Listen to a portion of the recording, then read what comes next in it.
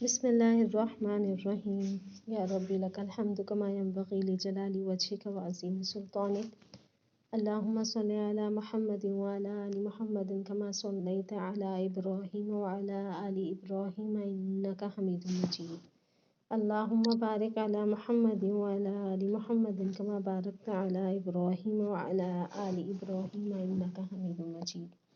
السلام علیکم، میں آپ کی سٹوری ٹیلر محمد علی۔ آج ہم اپنا سلسلہ آگے بڑھائیں گے۔ ہم نے پچھلے ایپیسوڈ میں ہم نے پڑھا جب حضرت بی بی آمنہ کے پاس حضرت حلیمہ سعدیہ اور ان کے شوہر آپ صلی اللہ علیہ وسلم کو واپس لوٹانے آئے تھے۔ اب اس کے آگے بڑھتے ہیں۔ اب رسول اللہ صلی اللہ علیہ وسلم کی عمر 5 سال ہے۔ آپ اپنی والدہ کے پاس مکہ میں آ گئے ہیں۔ اب اتنی پیارے بیٹے کی اتنی پیاری ماما، اور انہوں نے اتنا عرصہ اپنے بیٹے سے دوری میں گزارا، تو اب تو ان کو ایسے لگتا تھا کہ جیسے ان کی زندگی اپنے بیٹے کے ارد گرد ہی گھومتی نظر آتی ہے۔ اب ان کو اپنے شوہر کی وفات کا بھی غم نہیں، ان کو اپنے بیوہ ہونے کا بھی غم نہیں۔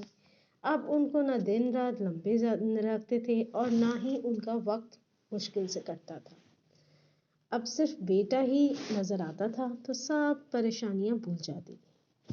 پیارا سا بیٹا گھر میں چلتا پھرتا نظر آتا، اپنے دادا دادی چچاؤں پھوپھیوں سب سے پیار لے رہا ہے، اپنے برابر عمر والے بچوں کے ساتھ کھیلتا ہے۔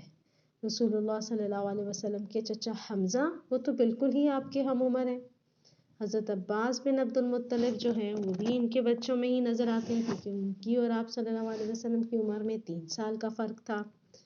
کبھی یہ بچے اپنے گھر میں کھیلتے ہیں، کبھی بیت اللہ کے صحن میں کھیلتے ہیں، اور بی بی آمنہ کی زندگی خوشیوں اور محبت سے بھری ہوئی ہے۔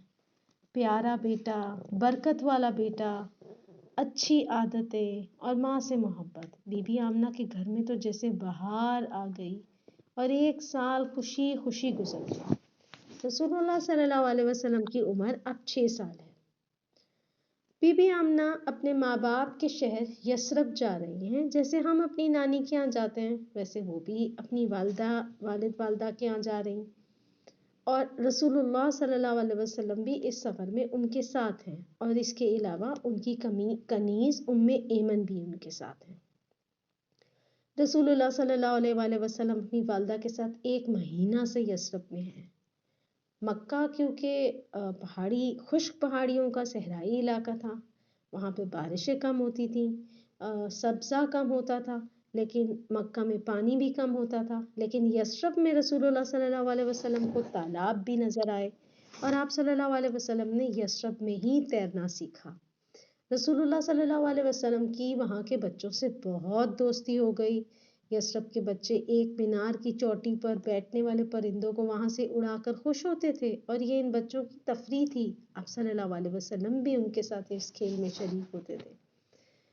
یثرب میں رہتے ہوئے رسول اللہ صلی اللہ علیہ وسلم اپنی والدہ کے ساتھ اپنے والد حضرت عبداللہ کی قبر پہ بھی گئے۔ وہ یثرب کے ایک گھر کے اندر دفن ہے، اور وہ یثرب میں اپنی والدہ کے ساتھ 1 مہینہ رہے، اور 1 مہینے کے بعد انہوں نے واپسی کا یعنی مکہ واپس جانے کا ارادہ کیا۔ یثرب سے واپسی پر یہ قافلہ یعنی بی بی آمنہ، کنیز ایمن اور آپ صلی اللہ علیہ وسلم 2 اونٹنیوں پر ہی مشتمل تھا۔ ایک اونٹنی پر سیدہ آمنہ تھیں اور دوسری اونٹنی پر آپ صلی اللہ علیہ وسلم کنیز ایمن کے ساتھ سوار ہیں۔ مکہ واپسی کے سفر میں یہ قافلہ ابوا کے مقام پر پہنچا۔ ابوا کا مقام تقریباً مدینہ یعنی یثرب اور مکہ کے درمیانی جگہ پہ موجود ہے۔ اس کا فاصلہ یثرب سے 222 کلومیٹر اور مکہ سے 264 کلومیٹر دور ہے۔ اس مقام پر بی بی آمنہ کی طبیعت خراب ہو گئی۔ بی بی آمنہ کو بخار ہو گیا اور طبیعت سخت بگڑ گئی۔ ایمن بی بی آمنہ کی خدمت میں موجود ہے، اور بیٹا اپنی والدہ کو اس حال میں دیکھ کر پریشان ہے۔ ابوا میں بی بی آمنہ کے علاج کی پوری کوشش کی گئی، لیکن ان کی طبیعت نہ سنبھلی، اور وہ اسی بخار کی تاب نہ لاتے ہوئے اپنے اللہ کے پاس چلی گئی۔ والد پیدا ہونے سے پہلے ہی اللہ کو پیارے ہو گئے تھے، اور اب ماں جس کا پیار ابھی ملا ہی تھا رسول اللہ صلی اللہ علیہ وسلم کو اپنی والدہ کے ساتھ رہتے ہوئے ابھی 1 سال ہی گزرا تھا کہ وہ بھی ساتھ چھوڑ گئی. گھر سے دور، مشکل، خطرناک راستہ. اگر کوئی جاننے والا ہے تو وہ صرف ایمن ہے جو ان کی کنیز ہے.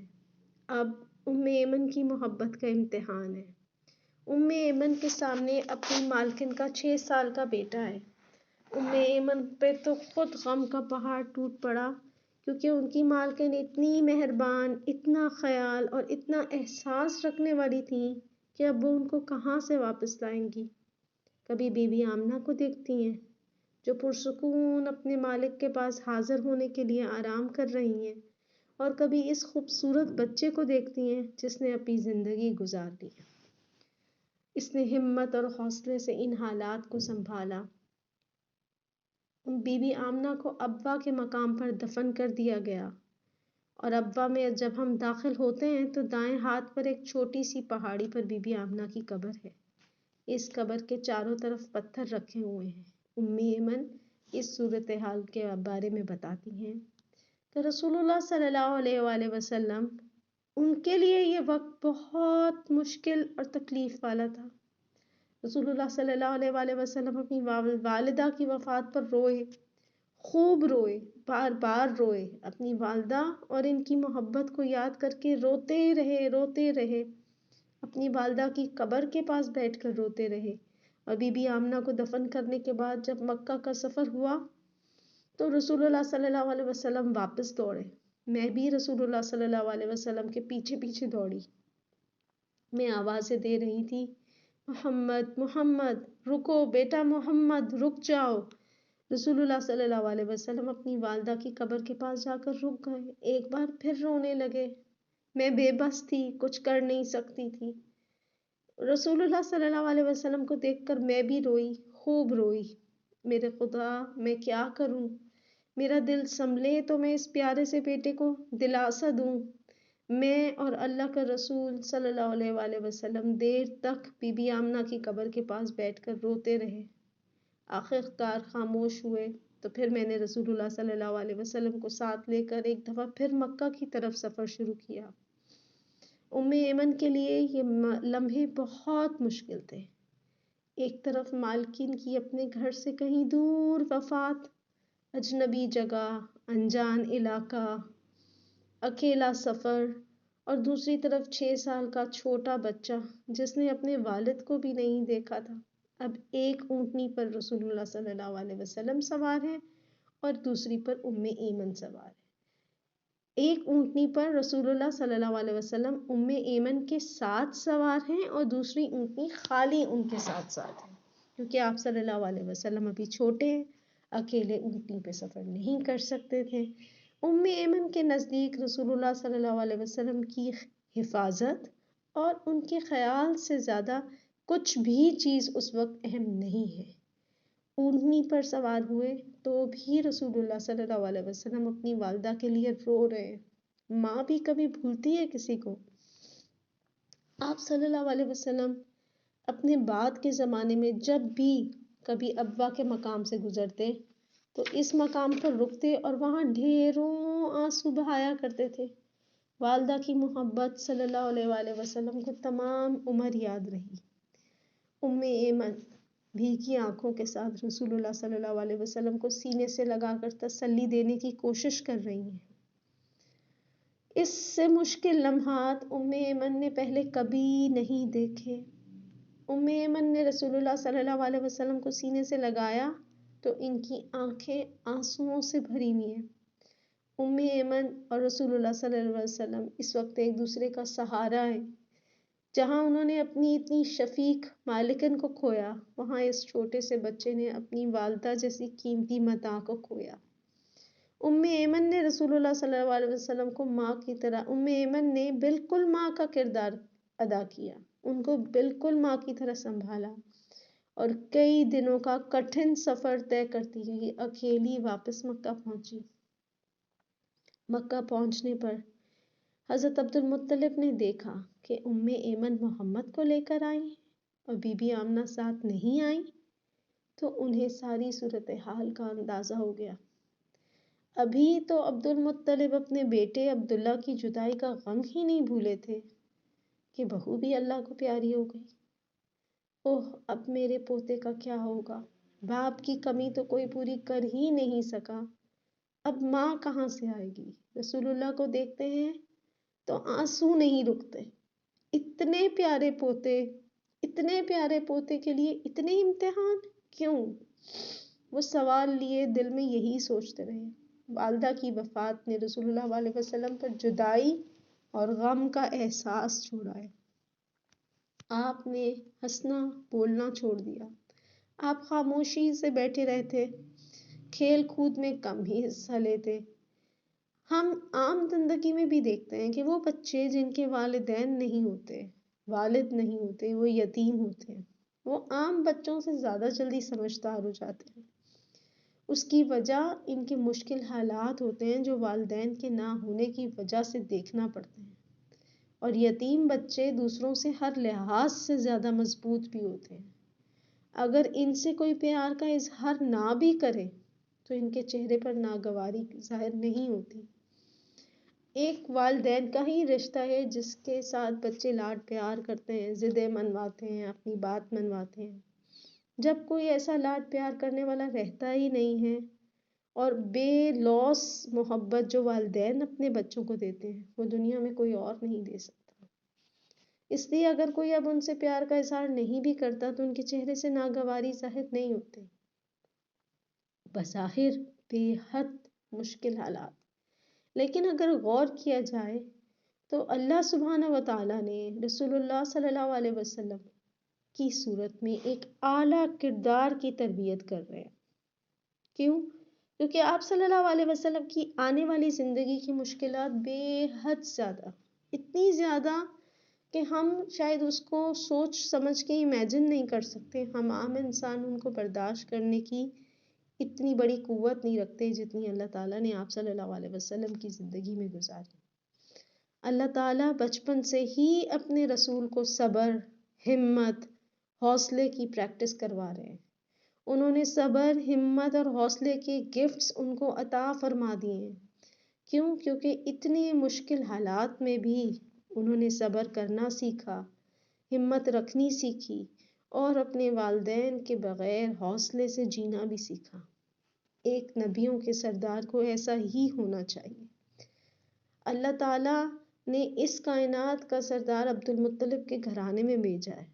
اب تو زمانے کو یہ دکھانا ہے کہ اللہ کا محبوب ہے کیسا۔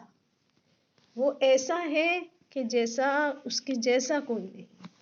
اب رسول اللہ صلی اللہ علیہ وسلم اپنے دادا کے ساتھ رہنے لگے۔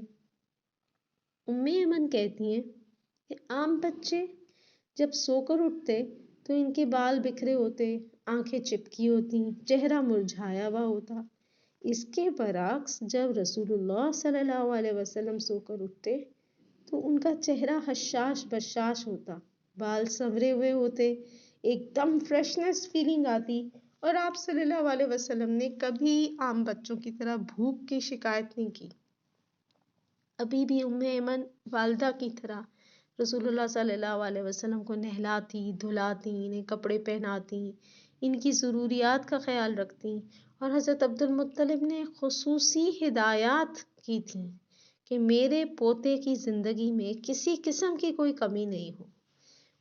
ایمن نے عبد المطلب کے گھر میں رہتے ہوئے رسول اللہ صلی اللہ علیہ وسلم کی خوب خدمت کی، اور آپ صلی اللہ علیہ وسلم ایمن سے بالکل ماں کی طرح ہی محبت کرتے تھے۔ رسول اللہ صلی اللہ علیہ وسلم کہا کرتے تھے کہ ایمن میری ماں ہے۔ رسول اللہ صلی اللہ علیہ وسلم نے بعد کے زمانے میں جب وہ بڑے ہو گئے تھے کسی کو طعنہ دیتے ہوئے سنا کہ ایک شخص دوسرے کو بول رہا تھا او کالی ماں کے بیٹے۔ آپ صلی اللہ علیہ وسلم نے غصے سے کہا بہت ہو گیا، بہت ہو گیا۔ کسی سفید رنگ والی ماں کے بیٹے کو کسی کالے رنگ والی ماں کے بیٹے پر برتری نہیں ہے سوائے اللہ کریم سے ڈرنے کے۔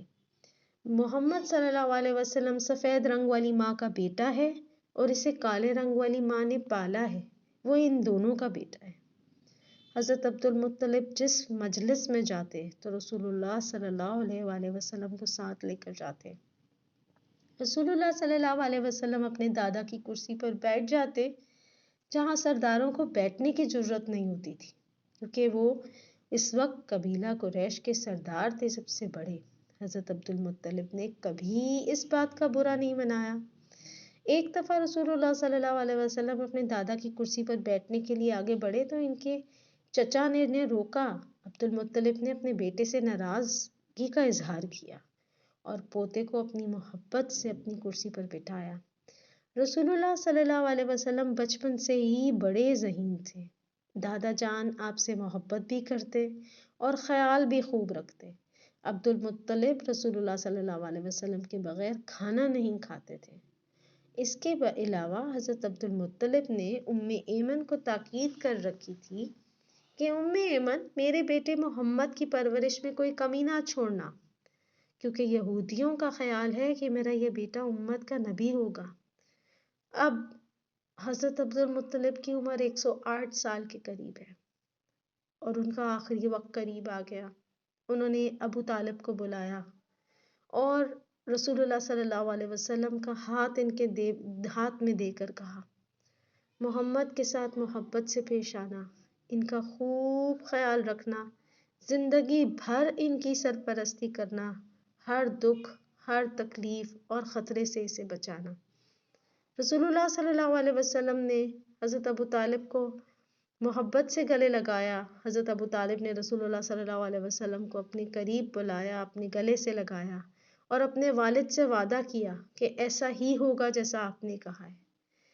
جناب ابو طالب نے آخری سانسوں تک اپنا وعدہ نبھایا۔ حضرت عبد المطلب نے اپنی بیٹیوں کو بلایا، لیٹے لیٹے انہیں گلے لگایا، ان کے ماتھے چومے اور مکہ کی شان، بنی ہاشم کا سردار، یتیموں کا باپ عبد المطلب اپنے مالک سے جا ملا۔ ان کی وفات ہو گئی۔ آپ صلی اللہ علیہ وسلم ایک بار پھر